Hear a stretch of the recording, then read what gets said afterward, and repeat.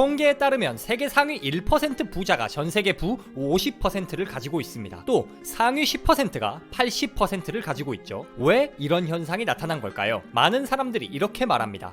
사회 구조가 잘못된 거야. 부자들이 다 자기들 유리하게 판 짜놔서 그래. 맞습니다. 우리가 사는 자본주의 사회는 부자들에게 유리한 사회가 맞습니다. 아니, 정확히 말하면 부자들이 더 유리한 게임을 하는 사회입니다.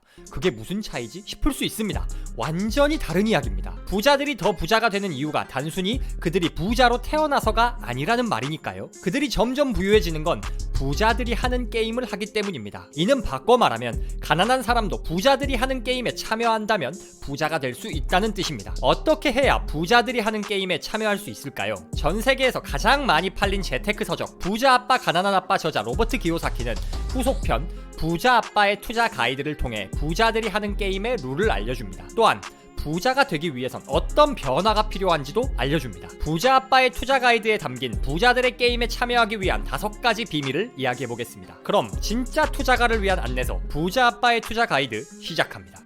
첫째, 사업을 해라. 로버트 기요사키는 그의 모든 저서에서 현금 흐름 4분면을 소개합니다. 그는 돈을 버는 방식에 따라 사람들을 4가지 종류로 구분합니다. 4분면 왼쪽에는 employee, 즉 봉급 생활자와 self-employed, 자영업자가 있습니다. 오른쪽에는 business owner, 사업가와 investor, 투자가가 있습니다. 부자들은 어떤 4분면에 속할까요? 당연히 오른쪽입니다. 그런데 우리 대부분은 왼쪽에 속해 있죠. 부자가 된다는 말은 왼쪽 4분면에서 오른쪽 4분면으로 이동한다는 걸 뜻합니다. 그리고 오른쪽 4분면으로 이동하는 가장 좋은 방법은 사업을 하는 겁니다. 그럼 이런 생각이 들 수 있습니다. 월급 열심히 모아서 투자자 되면 되는 거 아니야? 물론 맞습니다. 그런데 이 방식으론 사업가들을 이길 수가 없습니다. 불리한 룰을 가지고 게임을 하는 셈이거든요. 4분면 왼쪽에 속한 사람들이 사업가보다 불리한 이유는 세금입니다. 봉급 생활자는 소득이 높을수록 더 높은 세율을 적용받습니다. 우리나라 기준 최대 45%까지 소득세를 가져가죠. 심지어 소득세를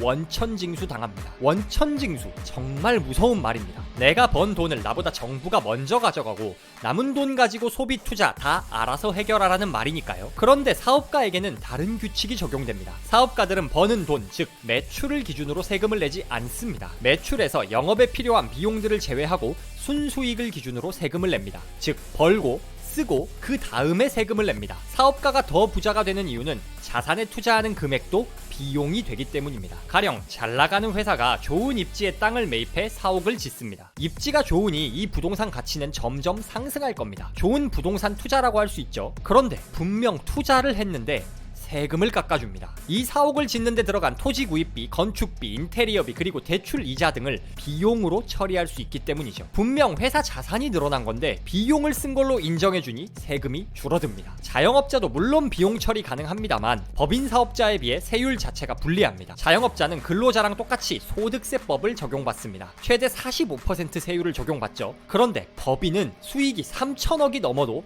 25% 법인세율을 적용받습니다. 이렇듯 사업가는 봉급 생활자, 자영업자와 다른 규칙을 적용받습니다. 왼쪽 4분면 사람들이 소득세법을 적용받을 때 사업가들은 법인세법을 적용받습니다. 근로자들이 세금 다 떼고 남은 돈으로 자산을 살 때 사업가들은 자산을 먼저 사고 거기에 세금까지 감면받습니다. 애당초 다른 규칙으로 게임을 하는데 근로자가 사업가를 이길 수 있을 리 없습니다. 옳고 그름을 논하고 싶은 게 아니고 그냥 이 자본주의 사회가 돌아가는 원리가 그렇다는 겁니다. 그러니 부자가 되고 싶다면 사업가가 되면 됩니다. 사업을 키우고 그 사업체를 통해 자산을 사면 됩니다. 개인 명의로 투자하는 것보다 사업을 통해 투자하는 게 세금 면에서 훨씬 유리한 게임입니다. 사업가가 되는 건 생각보다 어렵지 않습니다. 겸직 금지에 걸리지만 않는다면 누구나 사업자 등록할 수 있고 법인 설립할 수 있습니다. 그렇다고 당장 직장 때려치우라는 게 아닙니다. 다음 비밀에서 자세히 이야기하겠지만 회사를 다니면서도 얼마든지 사업을 시작할 수 있습니다. 부자들은 4분면 오른쪽에 있는 사업가, 투자자들입니다. 지금 당신은 어디에 위치해 있나요?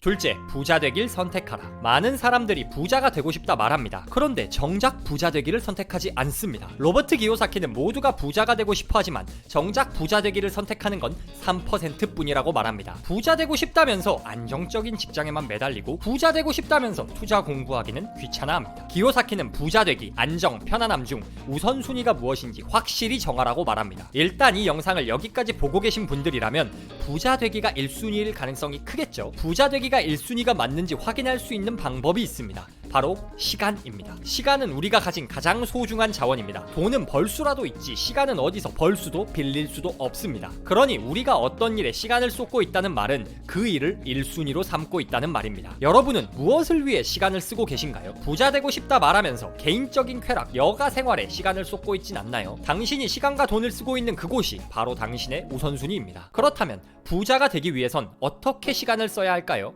기요사키는 작은 사업을 하라고 말합니다. 앞서 이야기했듯 부자가 되기 위해선 사업을 하고 사업체를 통해 자산을 쌓아야 합니다. 그렇다고 당장 회사 사표 내고 사업자 등록하라는 소리가 아닙니다. 퇴근 후나 주말 시간을 활용해 위험 부담이 적은 사업부터 시도하면 됩니다. 신사임당님이 말씀하신 것처럼 지금은 단군 일에 가장 돈 벌기 좋은 시대입니다. 그 이유는 방구석에서 리스크 적은 사업을 계속 시도할 수 있기 때문입니다. 스마트 스토어에서 소규모 판매를 해도 되고 인스타, 블로그 공구 혹은 저처럼 유튜브 채널을 운영할 수도 있습니다. 무자본 창업이라고 유튜브에 치면 콘텐츠가 끝없이 나옵니다. 이런 사업들은 망해도 잃을 게 없습니다. 이미 레드오션 아니야? 라고 생각하실 수 있습니다. 레드오션인지 아닌지는 부딪혀 봐야 알 수 있습니다. 시도해서 손해볼 것도 없는데 지레 겁먹고 도망만 가서는 변하는 건 없습니다. 직장을 다니는 상태에서 이렇게 작은 사업을 시도하고 사업이 궤도에 오르면 사표 내고 사업에 전념하면 됩니다. 규모가 커지면 법인으로 전환하고 법인 명의로 자산을 취득하면 더욱 빠르게 부자가 될 수 있습니다.